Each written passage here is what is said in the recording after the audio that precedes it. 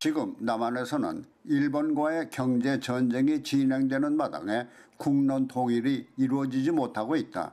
그것은 주로 현 정권의 실정을 걱정하는 애국 진영에서는 남한에 대한 일본의 강력한 제재 조치에 긍정적이거나 추이를 지켜보자며 친미를 지키고 있기 때문이다. 이와 같은 애국 진영의 일본에 대한 긍정적 반응에 대해서 청와대 민정수석 조국은 문제 해결에 애국이냐 이적이냐를 선택하는 것이 중요하다며 문재인 정부를 비판하는 것은 친일 행위라고 주장하면서 이는 곧 이적 행위라고까지 강조하고 있다.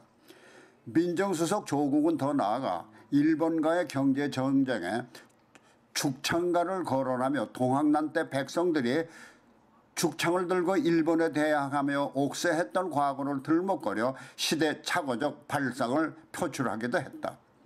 민정수석 조국이 미래지향적인 관점에서 현명한 대책을 찾기보다는 시대착오적 발상에 대해서 자유한국당은 유치한 이분법으로 편 가르기를 하고 있다고 비난했다. 바른미래당도 일제강제징용 판결을 부정하면 막바로 친일이라고 한 데 대해서 견해가 다르면 갑자기 친일파가 되느냐면서 근본적인 해결책을 찾기보다는 졸렬한 발상에 비난하는 논평을 냈다.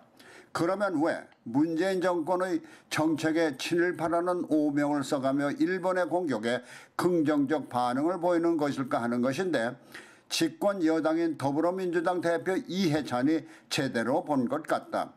이해찬은 이번 경제전쟁의 일본 측 목표는 결국 문재인 정권을 흔들어야 된다는 뜻으로 읽힌다고 말하고 있다. 아마도 이해찬은 이번 일본과의 경제전쟁에서 패배한다면 정권 자체가 무너질 수도 있다는 위기감을 느낀 것 같다. 일본의 공격을 바라보는 보수계층도 일본의 무자비한 공격이 지금의 정권을 무너뜨릴 수도 있다는 것을 느끼는 것 같다. 그러나 그 느낌의 차이는 이해찬이 지금 짜릿하게 맛보고 있는 권력이 일본의 공격을 맞지 못하면 끝장이 날 것이라는 걱정 때문일 것이다.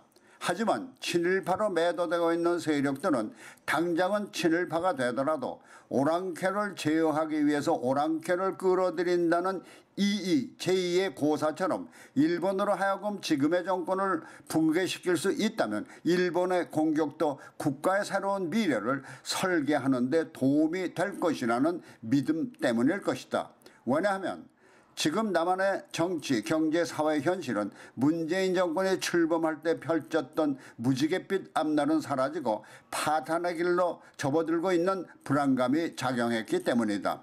그리고 민정수석 조국이 이번 일본과의 경제전쟁에서 동학난 때처럼 죽창을 들고 일본에 대항하자는 것도 좋지만 동학난의 발단이 당시 조선조정의 탕관오리와 양반들의 부패에 따른 사회 혼란에 대항하기 위한 백성들의 대항이 원인이었다는 것을 안다면 죽창을 들기 이전에 자신들부터 돌아보는 것이 중요할 것이다.